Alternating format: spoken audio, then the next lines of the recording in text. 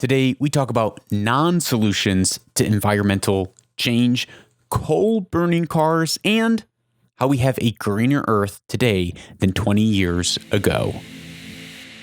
Hey, it's Lucas Grobot, and you're listening to the Lucas Grobot Show, where we uncover purpose, pursue truth, and own the future. In the last episode and in this episode and pretty much every other episode that we do here on the show, the goal is to get you and to get I to think, because guess what? As I put these episodes together, it actually requires me to think. Go figure. You got to think. Well, today we are going to be talking about climate change, global warming, electric cars, which are really coal-burning cars, depending on where you live in the world, but most nations are powered by coal-burning plants. So if you have an electric car, you, my friend, have a coal-burning car, which, even though you probably don't think it is, it's actually a really good thing. But the problem is, when we look at climate change, and now I'm not a climate change denier, but I am a person that looks at what we are doing about climate change, and I'm a little skeptical. I don't think that the course that we are taking is actually the best course. And the reason that I say that is because of economics. It's because of the cost benefit ratio of some of the activities that we are putting our money into.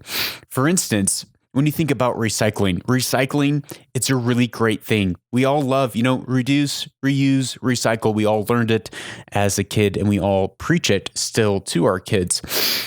But the issue is with recycling, and again, this depends on where you live. It depends on the facilities that are available in your area.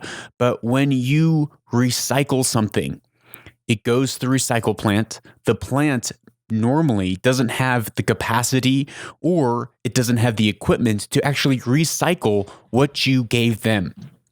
So what do they do with that recycled material? Well, they put it on a ship and they send it to Southeast Asia or China, and instead of recycling it, they burn it, which then sends toxins up into the atmosphere. So what might be a better solution? Well, put it in a landfill where it belongs rather than trying to recycle it, because it's actually not helping our environment. Not because recycling is a bad thing, but because most of the things that are getting recycled aren't ending up in recycling plants. They're ending up on a ship, they're ending up in the ocean, and they're ending up in Southeast Asia, being burned and releasing all of those plastic toxins back into the atmosphere that we so care about, because you and I breathe the atmosphere. But here's something else. Here's something else that recently happened in California. Again, the great state of California. Governor Newsom, he decided last week that, again, it sounds really great on paper, but we're going to break down the math to see if it is great. He decided to sign an executive order last week outlawing and banning the future sales of gasoline-powered cars and trucks, which would take place in 2035. So essentially, you are not allowed to sell any more new gas-burning vehicles. Why did he say that? Well, he said this is the most important step that our state can take to fight climate change. Our cars shouldn't make wildfires worse. Now, here we are, 2020. You might remember that at the beginning of this year, we started off with some massive fires across Australia. Just the entire continent of Australia was going up in flames. It was burning. Now, so many of us said, oh my goodness, see, it's evidence. Climate change, climate change, climate change. The world is burning. It's on fire. It's crying out because of climate change. Well, not exactly. See, when you have large areas of land everywhere in the world, you have what are called controlled burns. In order to deal with the underbrush that builds up year over year, each year ranchers control burn their prairies, their land, so that all that underbrush gets eaten up The forest is maintained, the forestry, the greenery is maintained, and it prevents massive fires from breaking out. And that fire in Australia, it killed so many animals. It killed people. It destroyed houses. But a few years ago, Australia said, you know what? We are going to stop allowing people to do controlled burns. We're going to stop ranchers from doing controlled burns because we want to protect the environment. We want to protect Mother Nature. And what happens? What happens is we see massive fires happening across the country and continent of Australia, destroying so much, destroying forests, destroying animals, destroying species, destroying homes. Why? Because we tried to do something that we thought was good on the face value. We tried to do something that said, you know what? This is going to look really good. I'm going to feel really good about myself. It's going to be a really good PR moment for me to say, look, I'm doing something about the environment, when really we're not making that big of an impact by these surface level activities instead of addressing deeper issues. Well, the same thing happened this year in California. In California this year, we had massive, massive fires, millions, hundreds of millions of acres burned. People died, hundreds and thousands of homes were burnt to the ground, people's lives destroyed. Why? Was it because we have too many gasoline burning cars on the roads? No, it's because, one, again, as we will discuss today, California decided to stop controlled burns, which caused the underbrush to build up. Another thing that California did was they took away money from the PG&E, which is the electric company, and they were not able to fix old power points and power lines. So they said, we're not going to be replacing these old power lines because it's producing all this waste. Well, now they didn't replace old transistors, old transformers on power lines, and those power lines then caused massive fires. But instead, we think that if we can get more electric cars on the road, that we will make an impact in climate change rather than addressing the root issues, which are be controlled burning and actually maintaining the infrastructure that we have. Now, Bjorn Lomborg is an economist out of Europe. We have talked about him before. We have talked about his economic analysis of the 2020 UN initiatives way back in episode 22, I believe. And we're going to be talking, referring to some of his articles, recent articles, again today. So Bjorn says electric cars still cause emissions, right? We think, okay, I get an electric car, I'm not causing any gas emissions when I'm driving my car.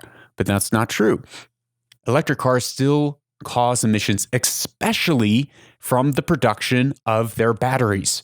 In these batteries, it's mostly cobalt, which is being mined in the Congo. It's being, the chemicals that are used to be able to extract this cobalt is enormous.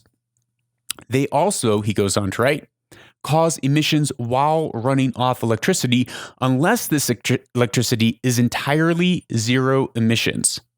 Using the International Energy Agency latest estimate, the emissions from gasoline and electric cars, and adjusting to the lower carbon intensity in the California grid, gasoline-powered cars will, over its lifetime, emit 34.2 tons of carbon dioxide, or its equivalent. An electric car with an 80 kilowatt battery using California electricity will emit 20 tons over its lifetime. A switch will not eliminate transportation emissions, but will reduce them by less than half over the course of a decade. So it's good. I like electric cars. I would love an electric car. It's going to be reducing emissions by less than half. But here's the problem. The analysis here is deeply flawed. So in America, the government, California, the US government, they give out tax cuts and rebates to incentivize people to buy electric cars, which can cost the public up to $10,000 per electric car in California. And this includes the added benefits of access to high occupancy lanes, free parking, free electricity. And yet it cuts at most 20 tons of greenhouse gases over the vehicle's lifetime. So we're cutting at most 20 tons of greenhouse gases, which it sounds like a lot, but it comes at the cost of $10,000 to incentivize people to buy these cars, because right now the price point and the technology is not quite there to make it something that people will buy without a tax credit, because the economics just don't line up. It's not worth their pocketbook to buy an electric car unless you're virtue signaling and status signaling, or maybe you just have the money and you want an electric car. I mean, heck, I do. Here's the thing. Bjorn writes, we can achieve a similar cut much cheaper on the world's regional carbon trade exchange. In the northern United States, US exchange, known as the Regional Greenhouse Gas Initiative, for instance, you can pay power plants to cut emissions by 19.6 tons for less than $125. But we are paying $10,000 to achieve the same benefit via an electric car. So if you and I really wanted to make an impact, or if the people leading our governments across the world really wanted to make an impact, they wouldn't be investing in tax rebates for individuals to buy electric cars, $10,000 to save 20 tons of carbon footprint on the environment. Instead, what we would do, we would say, hey, we can pretty much do 100 times that by giving that same $10,000 to power plants to cut global emissions by helping them convert their existing power plants into clean burning power plants, which is something that we have the technology for. It's expensive, but we have the technology for. And instead of spending money on something we're getting a very, very small return on investment, we should be investing our money in places where it counts. So it's just a bad deal. A $10,000 tax credit is a bad deal if we are actually trying to help the environment. We can do 70 to 80 times better if we put that money towards reducing regional greenhouse gases from cutting global emissions via power plants. But here's where it gets more tricky, right? The whole reason that Governor Newsom is banning these cars, the sale of gasoline cars, is because his claim is that it will help tackle future wildfires in California. He's right that global warming creates a more favorable fire environment by increasing hot and dry conditions. But some experts estimate this plays a very minor role. The much more important factor, as we have already touched on, is how we manage the lands. So California used to burn much more before global warming. According to researchers from the University of California, Berkeley, the state typically saw between 4.4 and 11.9 million acres burn every year before 1800. This means 12% of the entire state burned every year. Back then, researchers concluded skies were more likely to be smoky during the summers and fall in California. But California put laws in place where they're now only allowed to burn 1% of their land. And they have taken away finances to be able to have controlled burns across the state.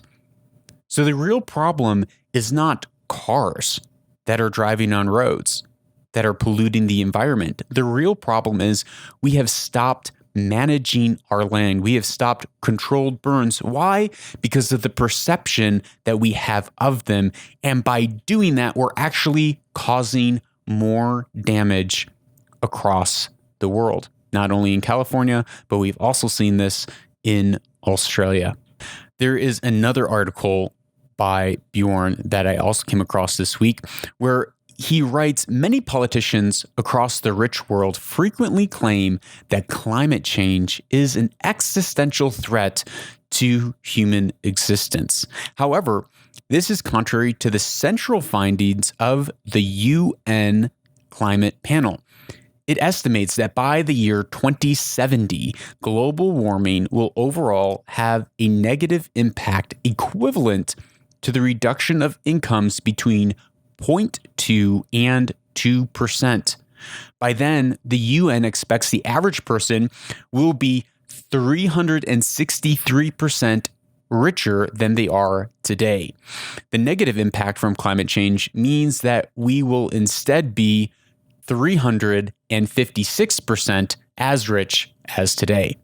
That's a problem, but it's not the end of the world. Now, Biden, if he is indeed elected president, also wants to restore the full electric vehicle tax credit, although spending $7,500 to $10,000 for each electric car is one of the costliest ways to cut emissions. The International Energy Agency finds that an electric car over its lifetime, as we've talked about, only emits about 10 tons to 20 tons less than a similar gasoline car. And now we've already gone over how if you take that $10,000 and you put it towards making better power plants, you can have 70 to 100 times more impact.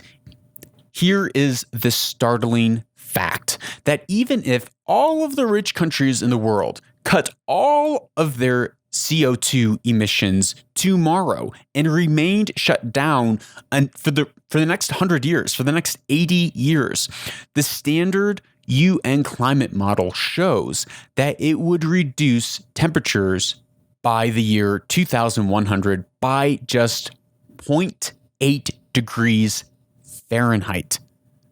0.8 degrees Fahrenheit. So that means if all the Western world shut down all of their emissions, everything, no more carbon emissions for the next 80 years, we would only see a temperature variation by 0.8 degrees Fahrenheit. Why?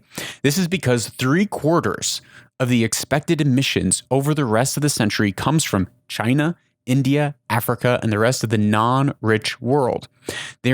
These nations, these regions of the world are not about to implement unaffordable trillion-dollar climate investments. Their goal, their first goal, is to get all their people out of poverty, which means access to much more reliable and cheaper energy, mostly from fossil fuels. So instead, the solution has to focus on dramatically increased investments in green energy R&D. If innovations could push the price of zero CO2 energy below the cost of fossil fuels, all the nations would switch overnight from fossil fuels to zero CO2 emissions fuel. Climate economists show that this is the most effective long-term climate policy. Now, before we had coal burning plants, the way that people would light their houses was from whale oil. It was killing off the whales. People are poaching whales. They're slaughtering these whales. The oil is dirty. It pollutes the atmosphere even worse.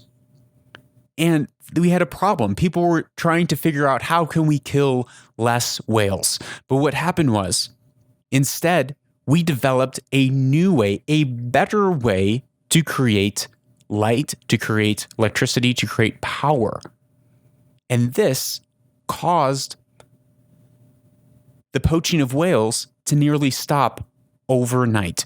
If we really care about the environment, then we should put our money, we should put our dollars into a place that's actually going to have the most impact for our financial dollar, so that we are getting the most return on investment.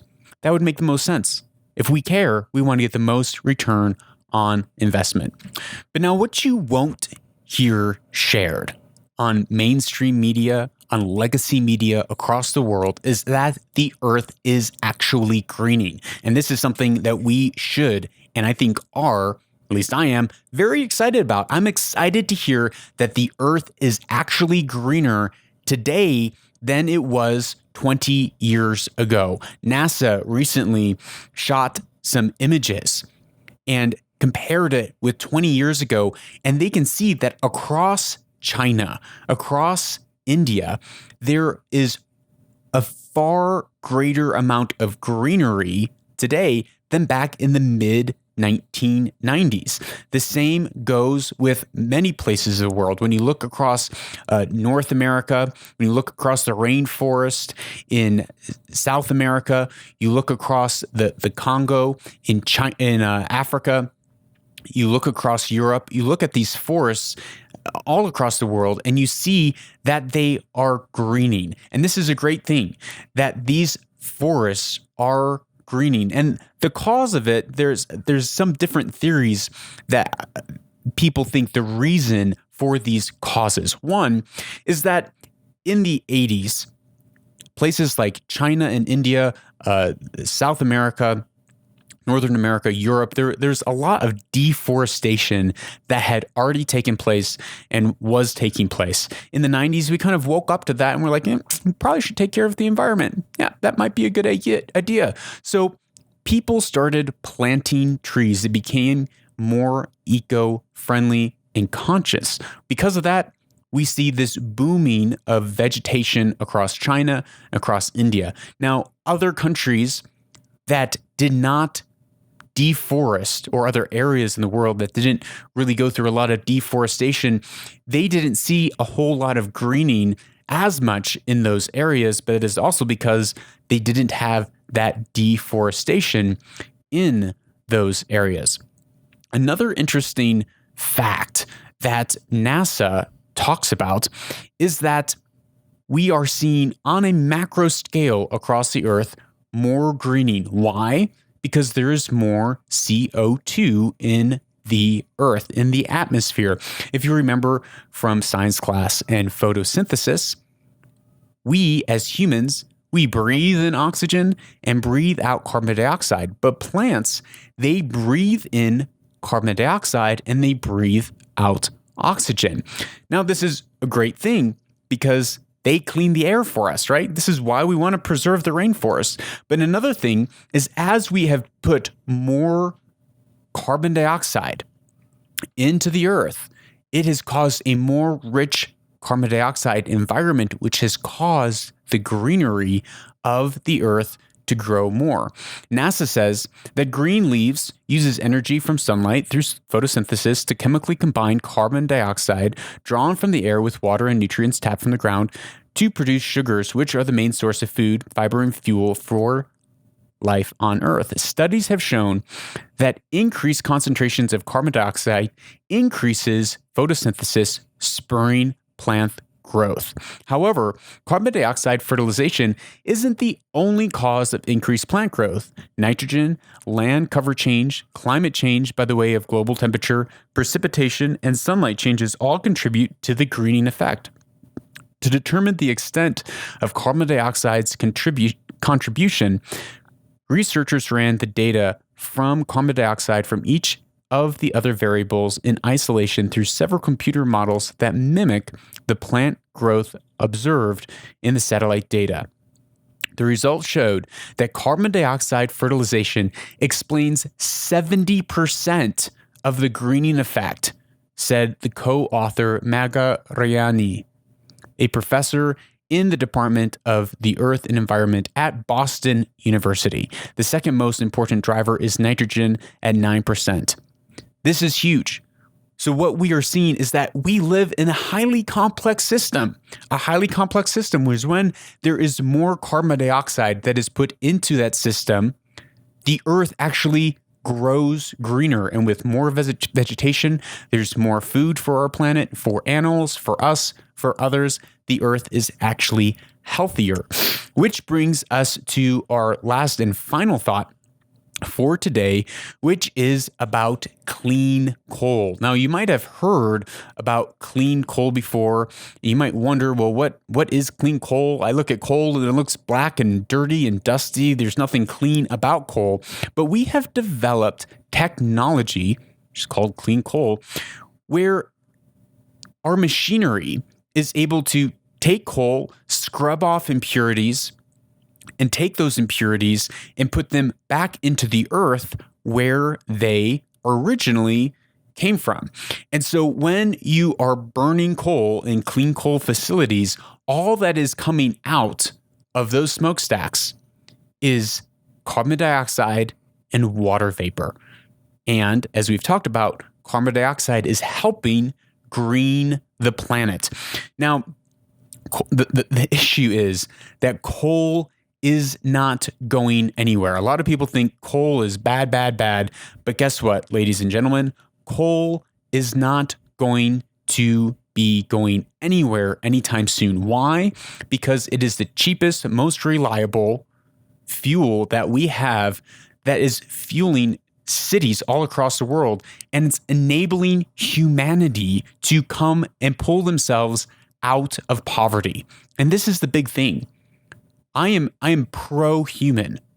I'm pro that as human, we need to take care of the environment. But first and foremost, I want to see humans lifted out of poverty all across the globe. When you look at global electricity output, gigawatts per hour across the globe, we see that it's coal and peat that's producing 10 million gigawatts per hour. The next competitor is gas, which is right around 5.5 million gigawatts per hour. Underneath that, we have hydro at about 4, and then we have nuclear right there around 3, and then low, we start to see some solar energy come in at less than 1 gigawatt per hour, some tidal wave and ocean energies coming in at 0.25 gigawatts per hour. Geothermal energy is coming in very low. Wind is coming in at less than 1 million gigawatts per hour. So we look at that, at the numbers that we have in 2020, and we see that coal is fueling the world. That is the reality. So if coal is fueling the world, it makes sense, if we care about our environment, to actually invest into the clean coal technology that we have. Because 10 million gigawatts per hour is a lot of power. And it's going to be better to take that $10,000 that's only going to save 10 or maybe 20 tons of carbon over the lifetime of the car and invest it into clean coal. Now, just how does clean coal work? That's what I've always wondered. How does clean coal work? What is clean coal? A clean coal burning power plant works like this. We begin with coal burning in ambient air. It boils water and produces particles like soot or ash and exhaust gases like carbon dioxide and sulfur dioxide. It then goes into a steam turbine generator. The boiling water generates steam, which spins a turbine to generate electricity. Step 3, solids removed. Vacuums or electrostatic charged plates are used to remove the particles. So the particles from the coal, it's not going up the smokestack. There's actually vacuums and electrostatic charged plates that remove these particles. Desulfurization. Sulfur dioxide is removed by mixing the exhaust with lime slurry, ultimately producing gypsum, which can be disposed of or resold to make wallboard. So now we're taking this sulfur dioxide and we're repurposing it to make drywall. Step 5, the cooler. The still hot desulfurized exhaust is cooled to temperatures at which it is best combined with amium-based scrubbing solution like monoethanoleum. Step 6, absorber. The gas mixture combines with the amium solution. The carbon dioxide, a weak acid, latches onto the amium, a weak base, yielding a CO2-rich solution. Meanwhile, the remaining gas is stripped of almost all of its carbon dioxide, exits into the atmosphere. What that means is that they are extracting the carbon dioxide from the air and creating a different solution so that when the gases are released up that smokestack, there is very little carbon dioxide actually being released into the atmosphere. Step 7, stripper. Heat or pressure reverses the reaction that combines the carbon dioxide and amium, resulting in a stream of nearly pure carbon dioxide, which is captured for sale or storage. Almost all of the remaining solution, which includes regenerated amiums, can be recycled back into the absorber. This is amazing. So we're burning this coal, we're capturing the sulfates, and we're making drywall. We're capturing the carbon dioxide, and we're actually able to then store and sell the carbon dioxide. And what's coming out the smokestacks is mostly water vapor. It's incredible, but people don't know this. People would rather have the narrative that coal burning plants are bad. Now, there are not a lot of clean coal burning plants across the world, partly because people want to invest in giving subsidies to electric cars rather than putting subsidies into an ugly looking coal burning plant, because who cares? I mean, even right now, it's like, I don't care how a clean coal burning plant works. I don't either, but I think it's worth knowing so that we can have an understanding what we're even talking about when we're talking about a clean coal burning power plant, so that we can know, actually, this is the process. This technology is actually out there functioning in the world today. Why don't we use this? Step 8, the CO2 compression. High pressure is used to compress the captured carbon dioxide into a semi-liquid state, which allows it to be transported easily in pipelines. Step 9, injection. The CO2 is injected several thousand feet below the Earth's surface into appropriate geological formations like salt beds, exhausted oil reserves, unminable coal seams. Step 10, storage. Perhaps the greatest concern with carbon capture and storage is ensuring that the CO2 doesn't escape. The best strategy is to inject it into porous rock layers such as sandstone. The gas expands into the pores and slowly combines with the stone to form stable minerals to prevent gas from percolating back up to the surface. Ideal storage sites have layers of impermeable rock immediately above. This technology is out there. We are able to do this. We are doing this right now.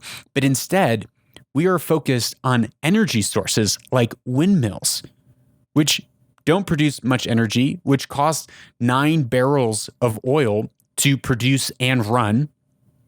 And the lifetime of these windmills is very short, about 25 years. Then they end up in landfills. And to create the metals and to create these windmills, it actually has an incredibly high carbon footprint when you look at the mining and you look at the formation, the manufacturing of these windmills. It's not feasible. Solar panels, the technology is not there yet. And when a solar panel is finished its use, it can't go back into a landfill. Right now, solar panels are about only 15% effective. We're only able to capture 15% of the energy. Instead of investing $10,000 so that you or I can buy a new electric car, if we care about the environment, we should invest that money into developing better solar panels. We should put that money into developing clean coal burning power plants. This is the way of the future. This is the way that we can economically look and say, actually, if we put our money here, we will have this better result. Don't go away. We have one more segment of the show left, a Weaver and Loom segment. You do not want to miss this quote.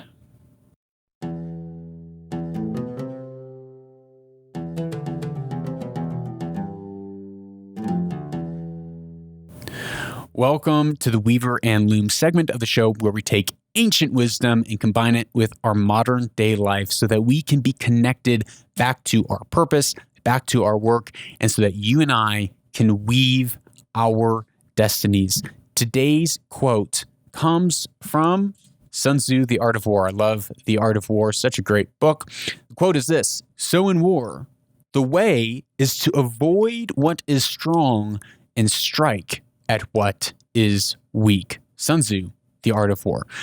The reason that I chose this quote today is because I've been thinking about how many times we choose what looks best from a PR standpoint, such as we're going to stop controlled burns.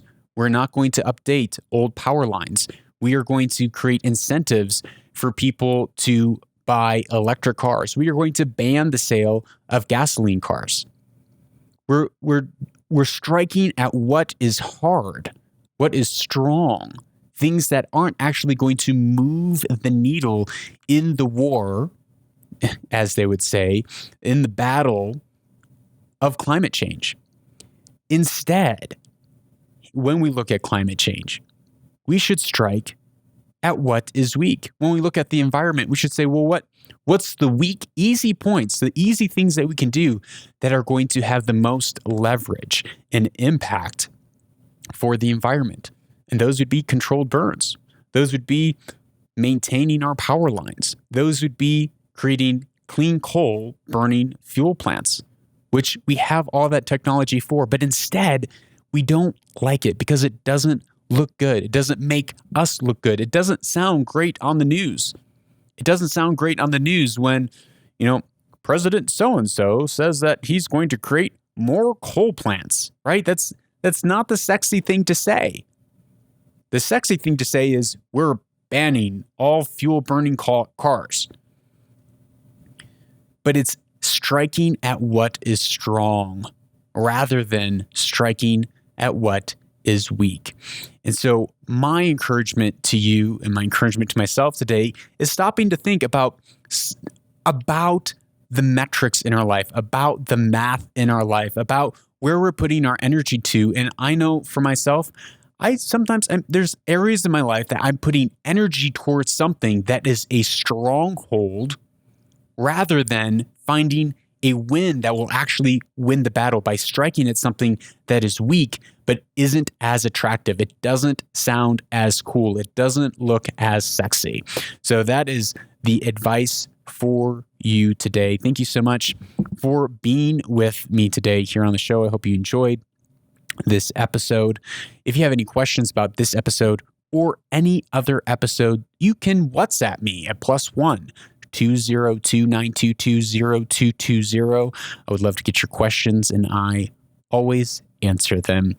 Also, another way to support us here at the show is to share the podcast. If you are a listener of this podcast, a subscriber, if you listen, if you love it, it would help us so much if you shared it with your friends and family. Our team is growing here. We're trying to bootstrap a team together to really grow this thing into something bigger than it is currently. And we can only do that with your help and with your support. So thank you for being here. Thank you for supporting the show. And we will see you next time. Remember, you are a truth seeker who asks the hard questions and maybe chooses the thing that doesn't look so flashy, but will make the most impact. So go out this week and own the future.